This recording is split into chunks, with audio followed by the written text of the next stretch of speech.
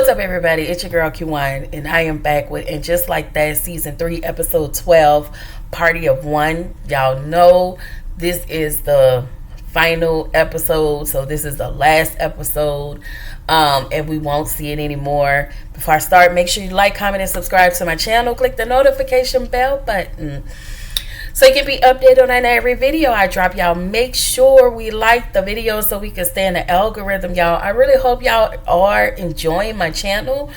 Yeah, I try. You know, I really try. Also wanted to say, I think tonight, I want to say Ready to Love comes on tonight, so I'll give that to y'all tonight. And also, right after this, I will drop BMF as well. And I want to say BMF was on its season finale. So this episode was the season finale of BMF, which was pretty good.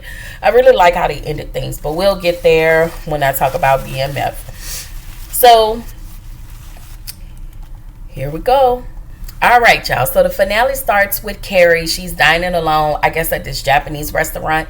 It was her first time there, and Sis was thoroughly confused, as I was, about the menu. You know, she asked the guy, what do you recommend? And he pointed out some things to her on the iPad. And she was like, you know, it was just confusing. He was like, okay, so you select 2. She was like, 2 what? Like, what do you recommend? Okay.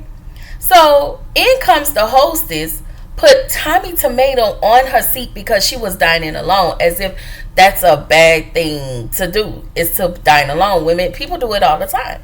I'm actually thinking about doing it today. All right. I feel like I need to go to Cheddar's or something. I feel like I need a Cheddar's run. Anyway, for me, I just wanted to let y'all know, if I was Carrie, I would have threw the Tommy the Tomato back at her head. Like, lady, if you don't get out of my face, okay? Lisa and Marion are at the office, you know, in the editing room, and they're looking at, you know, her what is it, her PBS series, you know, just going over the logistics or whatever. And she lets Marion know, you know, her and the girls been invited to a bridal fashion show. And then she gets a phone call from a Terry Kirk. Terry Kirk called Lisa, which was Michelle Obama's, she worked with the Obamas. And she called Terry to let her know, she called Lisa to let her know that Michelle Obama, you know, the PBS piece that Michelle Obama was going to be in, Terry let her know that Michelle Obama feels like, or either it was Terry, I don't know, but putting Michelle Obama in it would be overshadowing all of the other women that are being discussed in Lisa's PBS series. Now, if y'all notice, Lisa had been screaming that since episode 1, but nobody wasn't really hearing her, you know. So I'm sorry, y'all. And she said, but she did tell Lisa, listen, I'm going to have Michelle to watch the whole thing. And if she likes it, she may want to narrate the series. So she hang up. Lisa gets extremely excited and she hugs Marion. And so he was like, all right, you know, let's go celebrate. Let's go have dinner and drinks. I don't think he meant nothing by it. I think he meant let's just go celebrate or whatever. And so she tells him no to celebrate, no to dinner, no to drinks, no, because this is a work thing. This is about work. And she reiterates that this is work. I'm married. He was like, yeah, I'm married. You're married. You know, this just need to be about work. No dinner, no drink, no nothing. Because we know Lisa have a crush on him. I think it's more than what it is, you know. So, Marianne was like, yes, I agree. You know, I'm married. You're married.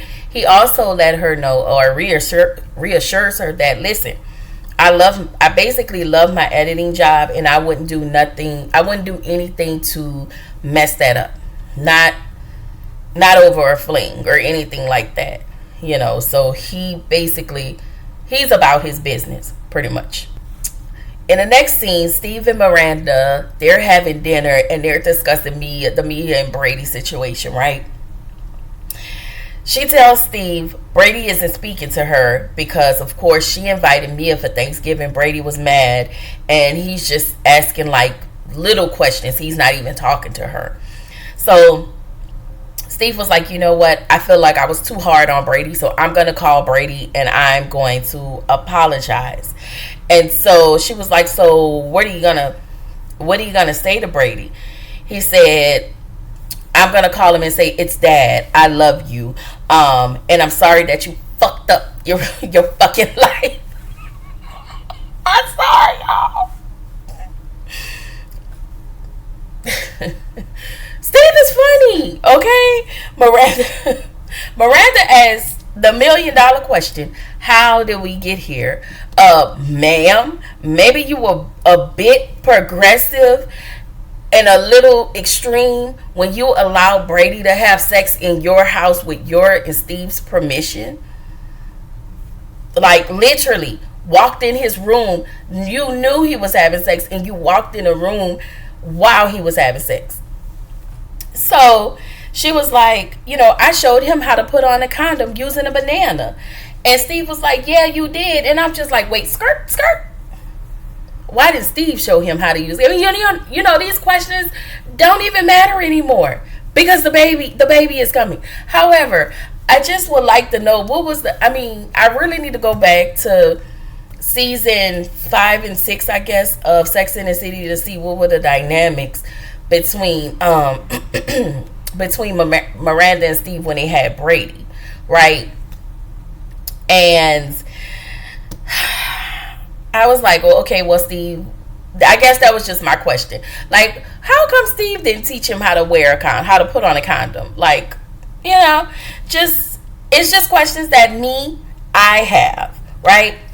But to be honest with y'all, as much as we would like to blame Steve and Miranda, at the end of the day, it was Brady.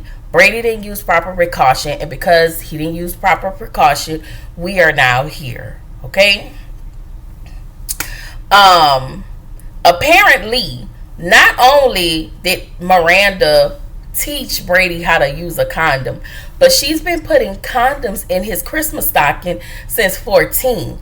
And I was like, okay, at this point, prepare to be grandparents, okay, to this little new redheaded baby, okay? That's all. It's gonna be a good thing, okay? So Steve wanted to know if Mia was pretty, and Miranda was like, well, why would you ask that? Like, why would you ask that? Okay? In the next scene, y'all, Adam and Seema, okay? Adam walks bare, butt, booty, naked in the bathroom and hugs on Seema. She has on all white, and I'm just looking like, sir, did you even bathe? I guess not. She's headed out to work because, obviously work is picking up, and also she's headed to a bridal fashion show right after with the ladies. So we find out that Adam is against weddings, getting married. He's not interested in any of that. I think Adam is the type of person that doesn't want to be, like, I can be in a long-term relationship with you. It just don't have to be legalized. Like, we don't have to do any legal activity to be in a relationship. So the ladies head to the bridal show, and I don't know if y'all paid attention to the dresses, but the dresses were absolutely beautiful.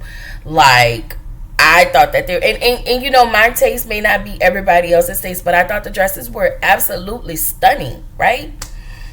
So we're gonna have 2 separate conversations, right? One with Seema and Carrie, which y'all know they're single ladies, and then we have the second conversation between Charlotte and Lisa, and they're discussing marriage.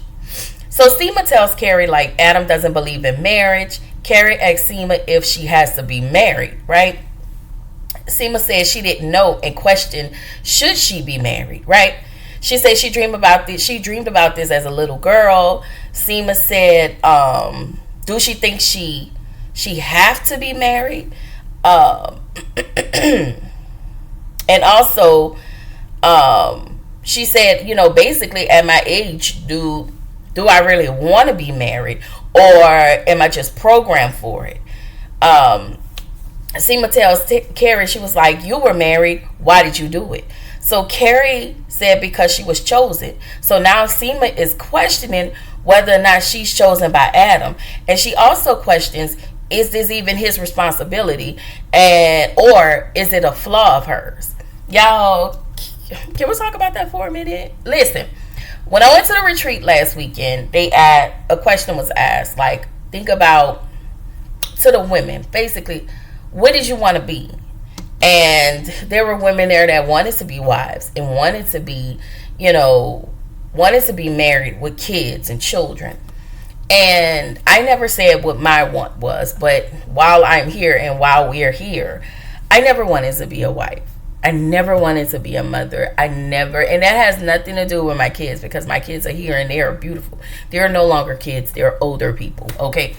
But that wasn't anything that was taught in my home, to be married, to be, even motherhood wasn't taught in my home. But I grew up watching, my mom as a single mom, or my aunties as a single auntie. Even my grandmother was married, and her and her husband separated until he passed away. He never remarried. She never remarried. Of course, they were legally separated. But my grandmother lived her life as a single woman or whatever. But I never wanted to be married, and maybe because it wasn't taught to me, and also maybe it wasn't shown and it wasn't displayed in front of me. But I always thought I would be in this world and be whatever I wanted to be, until my kids came along. But now I'm, again, I don't know, I may have said it in my last video, but even now, I am just now learning in this entire year, I kid you not, a year and some change, to be who Erica wants to be. I told y'all before it was in a sister's video. My real name is Erica, okay? My middle name is Kiwan. I ain't about to give y'all my social. But no, I'm kidding. But no, seriously, I am learning me. Just me. And I am absolutely amazed by me. Even over the years being a mom, but I've always worn the mom hat. I've worn the student hat. I've, got my degrees. I've mom, and as well as, the friend, everything else. But I've never just sat back to just be Erica, like even an employee. So I've never sat back to be Erica. But I think for me, thankfully, I've never been not groomed. I don't want to use that word, but I never had the pressures of being married. Even now, I've never had anybody come up to me and say, when are you going to have kids? Or, ooh, you too single. You've been single too long. When are you going to get married? Like, I feel like those comments are really rude, and it'll happen when it happens. And that's just how I am. Love will come when it comes, and that's fine. Children, absolutely not. But marriage, I'm just not in a big rush, if that makes sense. And I know, we have more days behind us than we do ahead of us. And I always tell y'all, I'm 42, but I intend on living my life, like living, and whatever comes along with it, I'm going to continue to live. I just wanted to say that. That brings me to the conversation that the married women had, okay? Lisa looked at the young woman. There was a young woman sitting across with another woman that looked to be her mom. And so she says to Charlotte, someone used to tell that sweet young girl that marriage is way more than a gorgeous dress. And I think sometimes there are people, and I'm not knocking these people, but there are people in this world that think marriage is the end all be all for them because they were taught that, or marriage is the the key to solving all of their problems, their financial woes, and all of the things. And it's not.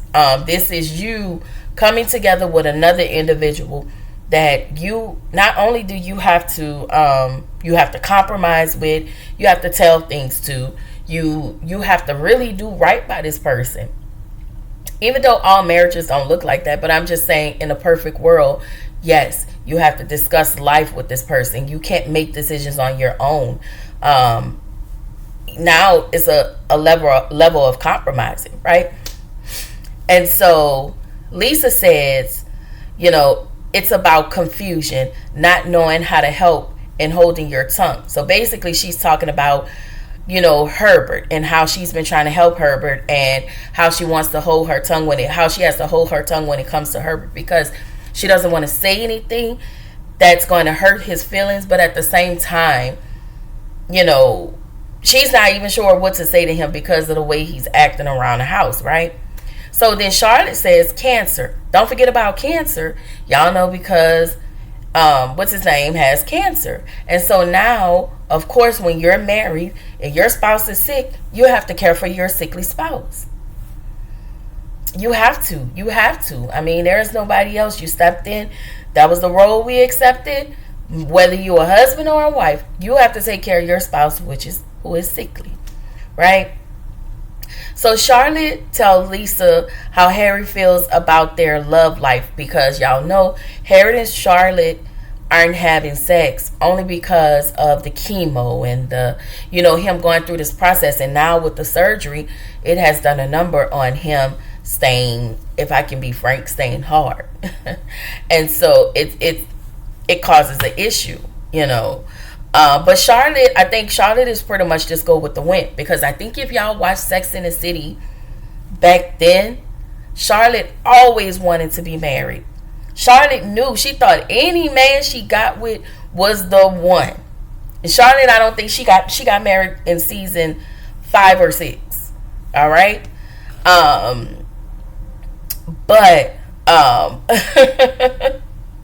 So Lisa asked Charlotte, listen, how do you feel about that? And Charlotte said, it's not about me. She don't think nothing about it. She just be like, my role and my job is to take care of Harry. It's not really about me. And so Lisa said, is it really about us? Like, is any of it about us? Meaning, when it's never about the woman. It's always about them and how we lose ourselves in them, and how they're able to be the best version of them because we're behind them. Not we, but if you're behind them. A lot of women, this is not everybody's story, because there are some men that have wives and know their greatest potential and will push them to their capacity. And I love that, but they're not allowing, or they're not okay with their wives just being the background, right? And so Lisa also mentioned, it's about their feelings, their disappointment, what to say, what not to say. And again, she says how Herbert has been in such a pissy mood since he lost the election. And Lisa asked Charlotte if you knew then what you know now, would you still marry? And Charlotte says yes. And Lisa was like, Lisa agreed too. So she was like she loved her husband. She loves Herbert, y'all. And I love Lisa and Herbert. I just don't like that Herbert be working that lady like she have to do everything in the house, okay? So the next scene, Carrie and Charlotte, they're walking and talking. And now Carrie is talking about the possibility of her being alone. She tells Carrie that she have to accept that maybe she'll be alone, and she needs to learn to just really sit with her. Because she talks about how she was with Big, and then he died, and then she had to go through the minutia and the grief of being with, of losing Big. She thought it was okay, but then she thought about Aiden. Then, she gives with Aiden, it didn't work. And then even though she knew Duncan was leaving, she still thought, but what if? And I think with Charlotte and Carrie, they have always wanted to hone in on being selected and being picked and and being married. And again, I'm not dogging it. I want to have this beautiful life, y'all. And whether somebody come along or not, but if a man did come along, I want him to contribute to this beautiful life that I'm creating. I've created for myself, you know. And if you cannot, I don't know what to tell you. I have an idea, I guess, on what beauty look like to me, on a beautiful life look like to me. You know, it may not match the other person, but at the same time, I'm pretty okay at this age, and maybe, you know, I'm still young, so at this age, I'm okay. I'm perfectly okay with being alone.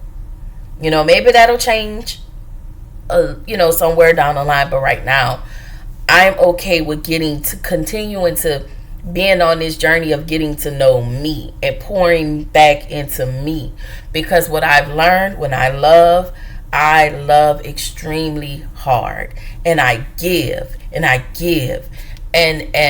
yeah, and there's nothing wrong with it, and I never regret it. But again, I know me, so let me pour back into me is all I'm saying.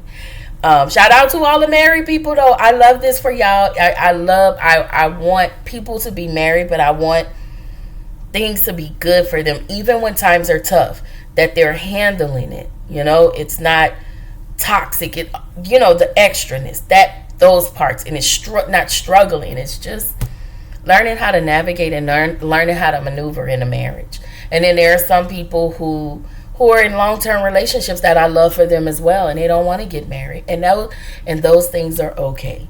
I don't know why I told y'all all this, but again, this is something that is for free, okay? So Lisa goes home to Herbert, and she kind of said a little part of the vows, and she was like, you know, he said I will get over this.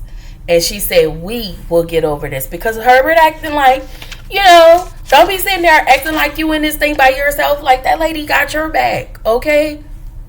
Anyway, it's Thanksgiving morning, and Adam is working in Carrie's yard, right? So she goes downstairs, bring him a cup of coffee, and they have a conversation about Seema. She said, I have questions. She said, I have questions. She said, well, I have one question. And she asked him, you know, is Seema just a Thursday? And he was like, no, Seema is special. Seema is a lifetime. But I don't think he wants to be married. He wants to have a long-term relationship with Seema, but he doesn't want to be married. And so, I'm sorry, y'all. Hold on. Sorry, y'all. I had to answer my phone. My bad. All right. So, you know, he says that she's a lifetime, blah, blah, blah. And as I stated, I don't think he want to be married. I think he likes the long-term relationship, and I think he really loves and care about Seema. I just don't think he want to legally legitimize the whole thing. Okay? All right. So, Harry, baby, when I tell you, Harry ran the shot and said, listen, my is on, okay? Let's go. I would have been like, all right. You know what? Don't threaten me with a good time. The way I would have been letting Harry turn me every which way.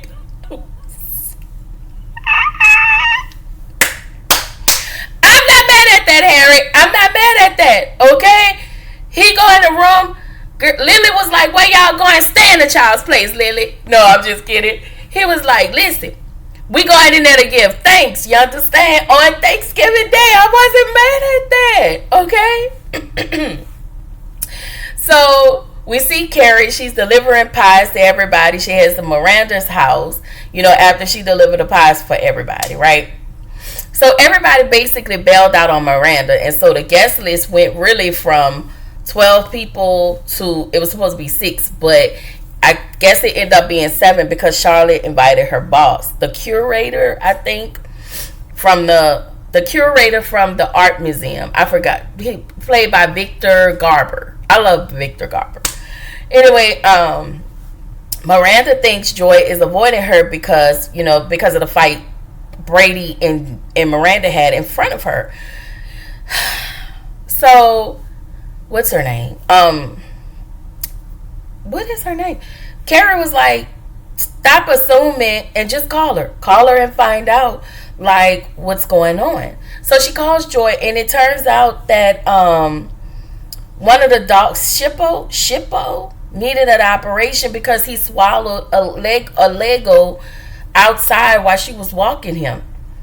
And so Miranda left Thanksgiving dinner to go be with the dog. You know, Brady was still preparing. And so Brady was like, "When hell, should we leave?" Okay. I wasn't mad at that. So Mia knocks on the door, right? Mia, Silvio, and Epcot, rude asses. Come, when I tell you, I wanted to punch the hell out of Silvio, and I could have smacked the piss out of Epcot for messing up that lady's toilet. And Mia, you and your baby, your unborn fetus, would have been out my mother clucking dope, coming in here with this disposition. Cause ain't no way these hoes would have been out of my face. Okay, so he was like, "Listen, Thanksgiving is ready. You know, food is getting ready to get ready. Blah blah blah." So her Mia ass gonna say, "I only eat brown rice and seaweed." Who eating that at Thanksgiving? Who's eating that at Thanksgiving? Okay, first of all, if you wanted brown rice and seaweed, you should have brought your own shit. Okay, let's be clear. Okay, so Epcot apparently can't eat cheese, and Brady was like, "Listen, I didn't know. You didn't tell me. It's not like we talk, and I know these things." So she was like, "Oh, nobody asked, so that's on you."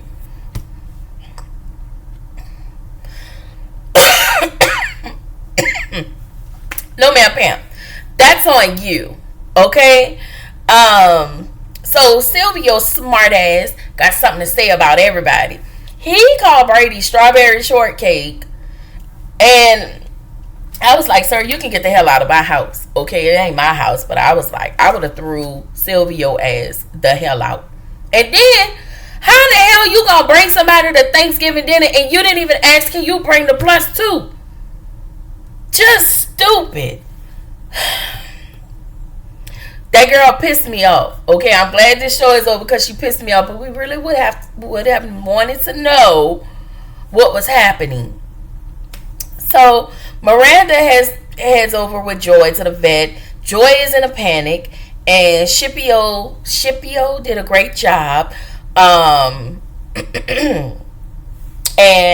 then while Miranda is gone, Charlotte comes over to Miranda's house, drop off the stuff in, but she's not staying, of course, because she got to go bask in the ambiance of what is Harry, okay? Because he done already laid the pipe down. So now she got to go back. She want to be home with her man. And I'm not mad at that, all right? And she want to be home with her family, okay? So,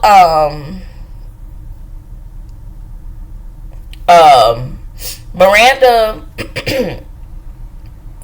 walk in the house. Silvio done turned up the people down music, and his stupid ass walking around the lady house dancing. Sir, this ain't your house. Like, rude. Okay? Epcot was like, "Where's your toilet? I need your toilet." I would have been like, "Oh, you could go use the toilet outside. I don't give a damn, but you not finna use the toilet in here. You got some nerve, girl. I don't even know you." Okay? Listen. Y'all have to really forgive me because, you know. Anyway, Brady comes back with the seaweed and the brown rice.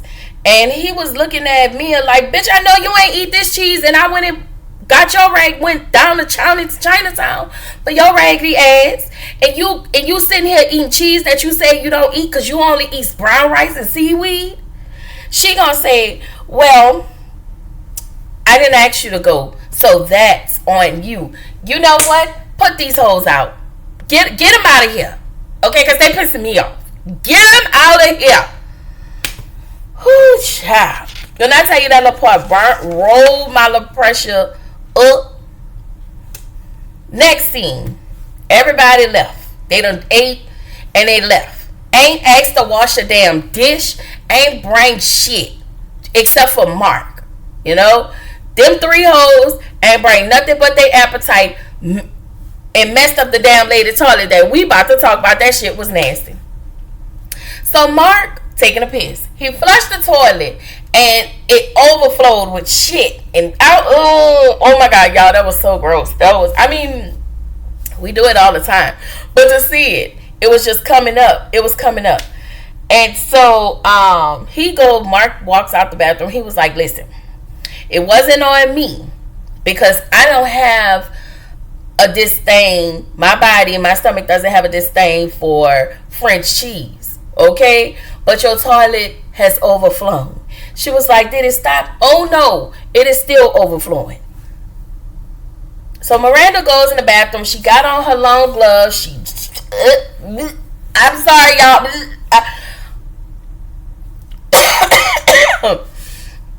She was cleaning it all up, right? So later on, Joy comes over to spend the rest of Thanksgiving with Miranda, right?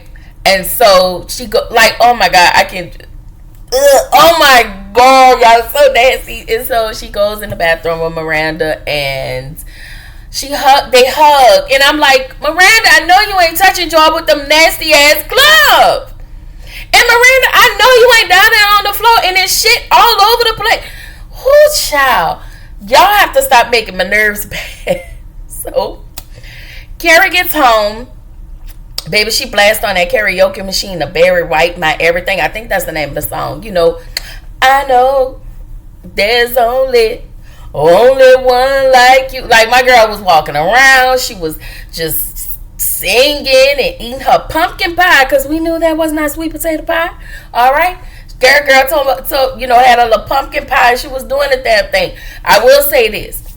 When I tell you the dress she had on was tea. That red or burgundy dress was tea. Also, if y'all go back to the last episode, the final episode of Sex and the City, she had on this teal dress, somewhat similar to that. Tea. Like, I need to be in my Carrie Bradshaw era. Okay? Like, I just need a couple dresses like that where I'm just, where you going? Give me some drinks.